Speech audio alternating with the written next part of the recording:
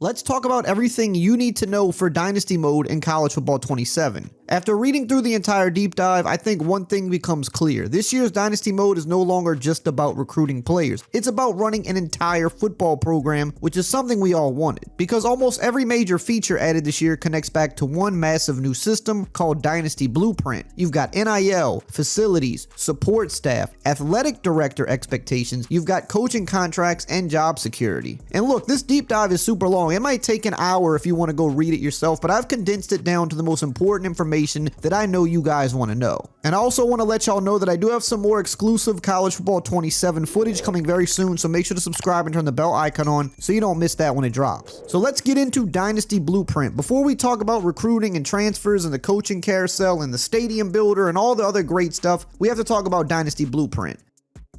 The easiest way to think about this is your system's program budget. Every year your school receives something called Dynasty Points. These points are generated through things like your conference prestige, program tradition, brand exposure, stadium atmosphere, and other factors tied to your school. You'll also earn Dynasty Points through winning conference championships, making the college football playoff, winning bowl games, winning national championships, and completing certain goals set by your athletic director. Now here's the important part. Those Dynasty Points do not roll over. If you don't spend them, they're gone. And that's what creates the entire Blueprint system. Because every offseason you're making real decisions about how you want to build your football program. Do you want to spend heavily on NIL to land elite recruits? Do you invest in facilities to improve your player development? Do you hire better coordinators and support staff? Or do you try to balance all of those areas equally? Because every point spent in one category is a point you can't spend somewhere else. And honestly, this is one of the things I like most about what EA is doing here. In previous games, most schools felt kind of similar once you got a few years into Dynasty. But now the resources available to Alabama are going to feel very different than the resources available to a smaller group of 5 school. The rich schools are going to have more ways to attack roster building, smaller schools are going to have to be much more strategic, and I think that's where some really interesting Dynasty stories could begin to form. So let's talk athletic director expectations. Now the blueprint becomes more important once you start looking at the AD expectations. This is another one of the biggest additions in the entire deep dive. Every school now has its own expectations, priorities, and level of patience. Some schools are very patient, some are balanced, and some are extremely impatient, meaning if you don't deliver results quickly, your job security could start dropping fast. I mean, look at my LSU Tigers, for example, the past few years. Brian Kelly was there for a few years, didn't make the playoffs, he's already replaced. And that's what you can expect at some of these bigger schools. But what I really like is that success is no longer measured exactly the same way at every school. A rebuilding school may simply just want some bowl appearances, another school may expect conference championships, and another might prioritize dominating just in-state recruiting. And all of these different goals can directly impact your job security. What's cool here is that some goals are considered true expectations while others are more stretch goals. For example, a school might expect you to maintain facilities to continue winning rivalry games. Those are things they expect you to accomplish. Then there might be a bigger goal like making the college football playoff. Missing that goal might not destroy your job security, but accomplishing it could provide a huge boost. And also keep in mind, expectations don't stay the same forever. As your programs grow, expectations grow too. If you take a small school and build them into a perennial top 10 program, eventually that school starts expecting top 10 results every year. Now, the reason I'm spending so much time talking about the blueprint and the athletic director expectations is because literally everything else in Dynasty feeds into those systems. The facilities, the NIL, the coaching staff, the recruiting, the retention, all of it. Every decision you make now becomes part of a larger strategy. Now, speaking of NIL, let's jump into it because it is by far the biggest change to the mode in terms of roster building. It's finally in the game in a big way. Some people may love this or hate this depending on who you are, but it is a part of college football now. Now, what I find really interesting is that EA didn't just tack NIL onto recruiting and call it a day. They basically built an entire ecosystem around it because NIL now affects recruiting, the transfer portal, roster retention, and even NFL draft decisions.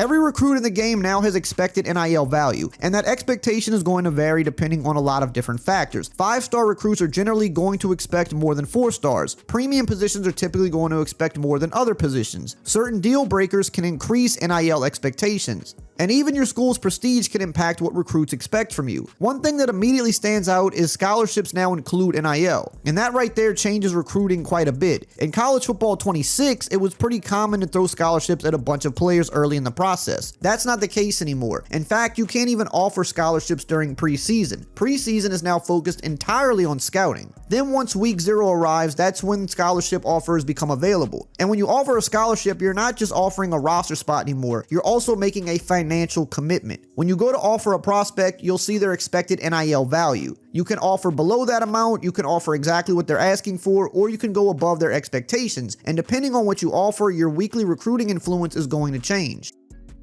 Offer more money and you'll gain more influence. Offer less money and you'll take an influence penalty. Now, at first glance, you might think the obvious strategy is simply throw the biggest amount possible at every recruit, but that's where things get interesting because every NIL offer creates expectations. Let's say a recruit expects 100 Dynasty points. If you offer 150 to help secure the commitment, you've now created a new expectation. That player no longer sees 100 as normal. Now they expect 150 from your program, and that expectation doesn't disappear after they sign. It follows them on to your roster. So yes, maybe you won the recruiting battle, but you have also created a long-term problem for yourself. And honestly, that's probably one of the most realistic parts of the entire NIL system. The decisions you make today can affect your roster years down the road. Now, something else worth mentioning is that NIL offers can be adjusted throughout the recruiting process. So if another school starts making a push late in recruitment, you can increase your offer. If you have a comfortable lead and you want to save Dynasty points, you can reduce your offer. But again, reducing an offer comes with consequences because just like real life, recruits generally aren't thrilled when somebody promises one thing and then offers something else later. So there's definitely going to be a balancing act here. You're trying to spend enough to win recruiting battles, but not so much that you're creating massive future expectations throughout your roster.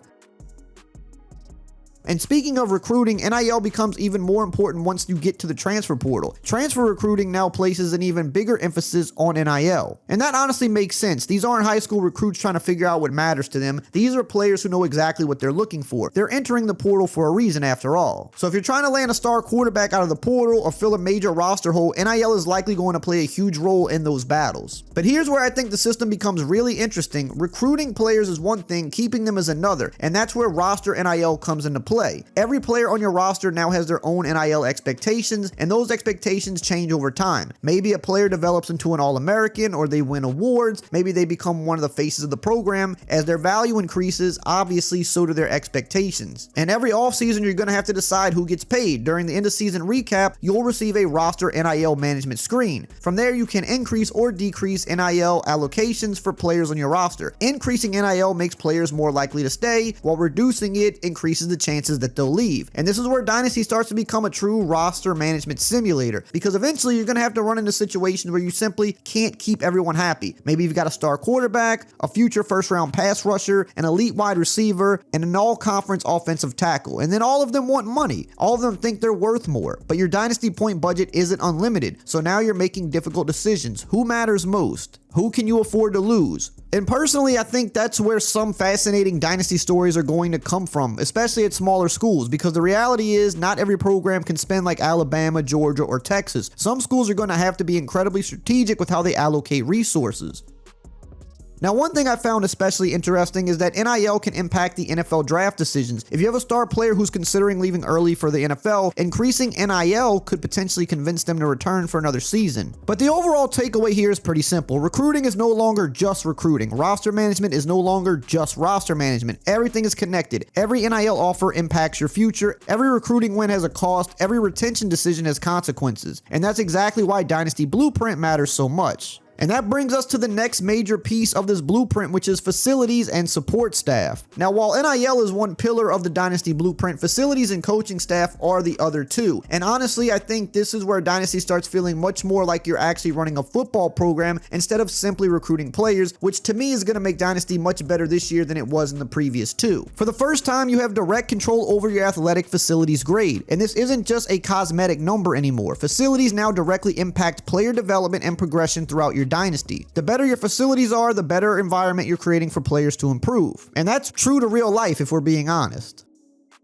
One of the reasons certain schools consistently recruit at such a high level is because they're able to show recruits incredible facilities, training resources, recovery programs, and developmental opportunities. Now in College Football 27, you're able to invest Dynasty points directly into that part of your program. Facilities are broken into 5 tiers. You have basic, competitive, premier, elite, and national powerhouse facilities. The higher your facility tier, the better your overall facilities grade can become, but here's the catch. Upgrading facilities is expensive, and maintaining them is also expensive. Every year your facilities have maintenance costs attached to them, so if you're running a national powerhouse level facility, you're going to be paying significantly more to maintain it than a smaller program. And this creates some really interesting decisions, because now you're constantly weighing short-term gains versus long-term investments. Do you spend Dynasty points on NIL right now to land recruits, or do you invest in facilities that could benefit your program for years to come? And that's exactly the type of decision that the blueprint system is trying to create.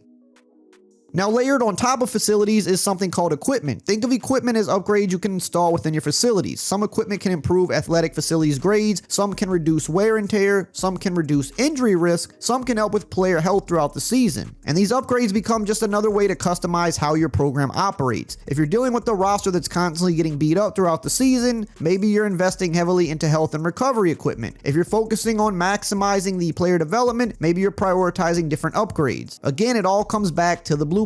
What kind of program are you trying to build? Now let's move over to support staff, because this is another major addition. Support staff represents all those behind the scenes people that keep major football programs running. Your recruiting personnel, your analysts, your fundraising staff, development specialists, people who may never be seen on Saturdays but play a huge role in the success of your program. And now you can hire them. The number of support staff slots you have is tied directly to your team prestige. The bigger your program becomes, the more support staff you can bring in. Each support staff member provides different bonuses. Some reduce NIL expectations, some increase recruiting hours, some improve off-season player progression, so on and so forth. And just like facilities, there are different tiers here. You have bronze, silver, gold, and platinum. The higher the tier, the bigger the impact, but of course, the higher the cost as well.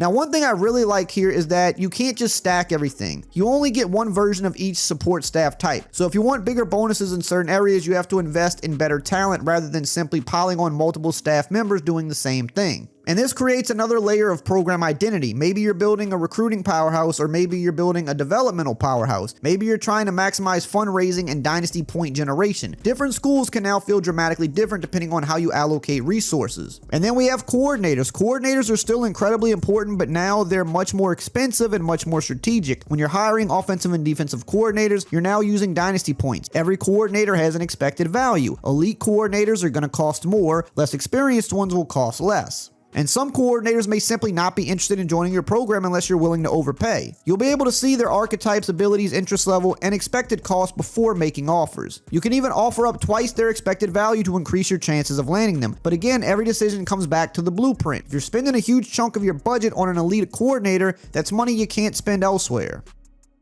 And one thing I really appreciate is that coordinator retention now matters. If you got a great coordinator, you can negotiate extensions to try to keep them from leaving. But just like in real life, successful programs are constantly dealing with coaches getting poached by other schools. Overall, I think the facilities and support staff are some of the most underrated additions in this entire deep dive, because while NIL is probably going to get the most headlines, to be fair, these systems are what really make the programs feel different from one another. A powerhouse school may invest heavily into facilities and staff, a smaller school may lean heavy into recruiting and NIL. And this is exactly what the Dynasty Blueprint is trying to accomplish. Now, speaking of recruiting, EA also made some pretty significant changes to how recruiting itself actually works this year. The biggest change is the addition of verbal commits and hard commits. In previous years, once a recruit committed, that was basically the end of the story. But now recruiting follows a new progression. Prospects move from open to top 5, then to top 3, then verbal commitment, and finally hard commitment. And one thing you'll notice immediately is the top 8 stage has been removed entirely. So recruits are going to spend more time in those earlier stages before narrowing things down. But the real story here is what happens after a recruit verbally commits. When a player verbally commits, they commit to whichever school is currently leading their recruitment. However, it's not over. The other schools in the top 3 can continue recruiting them. And this is where things get interesting, because the school holding the verbal commitment receives an influence bonus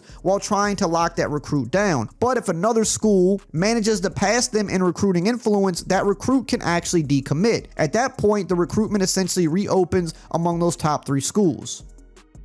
So now recruiting battles don't necessarily end once somebody commits. You may still have a chance to steal a player late, or on the flip side, you may need to spend resources protecting recruits you've already landed. And honestly, this feels a lot more realistic, because if you follow real life college football, you know verbal commits flip all the time. Eventually, once a recruit reaches the hard commit status, then they're locked in. At that point, they're done. No more flipping, no more decommitting. But overall, this is going to create some really fun moments in Dynasty, especially online dynasties. Imagine thinking you've secured a 5-star quarterback only to watch another user steal him right before signing day, or landing a massive flip yourself after spending weeks chasing a recruit. These are the kinds of recruiting stories that make Dynasty fun. EA also mentions that recruit generation has been reworked to create more exciting recruiting classes. Overall, recruits should be more explosive. You'll see more elite athleticism, more high-end speed, more impactful abilities, and more players who feel like true game changers, which is something I think we were lacking a bit in the previous 2 games. Now, these type of players will still be pretty rare, but when they appear, they're supposed to stand out from the rest of the class. These are recruits that can completely change the direction of a program. Moving on to the coaching carousel, this has been a hot topic for 2 years as it just wasn't really good in the previous 2 games. Let's hope it's going to be better this year. Now, according to what they're saying here, it says one of the biggest issues in previous games was that coaching jobs often felt very mechanical. You'd get offers, you'd accept or decline, and that was pretty much it. This year, it's going to work differently. Schools now evaluate coaches based much more heavily on coach prestige rather than simply the coach level, because coach prestige is now tied much more directly to the actual accomplishments like national championships, conference championships, awards, recent success, overall performance, and more. Schools care much more about what you've actually done than how many years you've been around. On the flip side, if you're struggling, schools are going to notice that too. Getting fired, missing expectations, etc. That's going to affect things as well. Another major change is how jobs themselves work. Instead of simply receiving job offers, you're now expressing interest in jobs. When the coaching carousel begins, you'll see 2 categories. Schools interested in you are exactly what they sound like. These are programs that already view you as one of their preferred candidates. All opening shows the available jobs across the country. From here, you can express interest in up to 6 jobs, and this is where things get interesting. Expressing interest doesn't guarantee you'll get the job. The school may prefer another candidate, another coach might be a better fit. The board could shift as the carousel unfolds. But here's the really important part. If you express interest in a job and that school selects you, you're taking the job. There's no second decision. There's no final acceptance screen. You've essentially put your name into the hat, and if they choose you, you're gone. You're not just casually clicking every opening, you're actively pursuing jobs you actually want. And there are consequences to this too. Every time you express interest in another job, your coach stability takes a small hit because rumors start spreading that you're looking elsewhere. And that uncertainty can impact recruiting, which again feels very realistic if this all holds up. Recruits care about whether a coach is staying or leaving. Now, another thing I really like is how much information you'll have before taking a job. You'll see the school's resources, available dynasty points, its blueprint, its AD expectations, its school grades, its roster, everything. And you'll even see how many coach points that school is willing to pay you annually, because not every job is actually a better job. Some schools have more prestige but less flexibility. Some have more resources but higher expectations. So you're evaluating the situations, the resources, and the pressure. Now, I would say those are the big pillar changes for Dynasty, in my opinion, this year, but there are still some other smaller things that, in my opinion, are also pretty important. We now have weekly practice plans and wear and tear. This is one of the sneakier changes in this entire deep dive, because for the first time, you now have direct control over how your players recover throughout the season. Now, we've seen this system in Madden, so it kind of made sense that they would bring this over to college. Every week, you'll be able to assign players 1 of 4 different practice plans: a full practice, limited practice, no practice, or the entire week off. And each comes with its own benefits. Full practice gives you the most XP and the best chance to enter games hot, but it also comes with a higher injury risk and no wear and tear recovery. Limited practice reduces injury risk and helps recovery, but lowers your XP gains. No practice gives significant recovery, but players can start games cold. And the week off gives maximum recovery, but that player won't play that week. Honestly, I think this is a really cool addition because it creates real roster management decisions throughout the season. Let's say you're heading into a huge rivalry game and your star running back is beat up. Do you rest him or risk him being cold? Or do you push him through another week of practice hoping he can perform at its best? These are the kind of decisions real coaches make every week, and now you'll be making them too. EA also made some changes to coach progression this year. The biggest addition is the introduction to 2 new coaching archetypes. The first is Visionary. Visionary focuses heavily on player development and weekly preparation. Its abilities can improve player progression throughout practice, increase the chance of players starting games hot, improve pro draft stock, and increase the amount of coach points you receive annually. The second archetype is Rainmaker. This archetype focuses on NIL and resource management. Its abilities can increase recruiting influence from NIL offers, generate more dynasty points, improve roster retention, and increased rewards from athletic director goals. EA has also balanced the coach abilities overall, making lower tier upgrades cheaper and higher tier upgrades more expensive. The goal seems pretty clear. They want your coaching decisions to matter more. You shouldn't be able to become amazing at everything. You need strength, you need weaknesses, and you need to build around those choices. We're also getting dynamic weather, which I've talked about in my gameplay video, but this is going to affect Dynasty a lot as well. Last year we got the dynamic time of day, dynamic lighting, which was awesome. This year we get dynamic weather. This means that the weather can now change throughout games. A game might start sunny and finish in the rain, snow can move and accumulate throughout a game, weather can get better or worse throughout a game on a play-to-play basis, which is going to be really cool. We've also got the Heisman ceremony, which is something we had heard about in leaks, but now it's official. This year during Bowl Week, you'll actually see a Heisman ceremony featuring the 4 finalists. Each finalist is introduced, their season stats will be displayed, and the winner walks up to receive the trophy.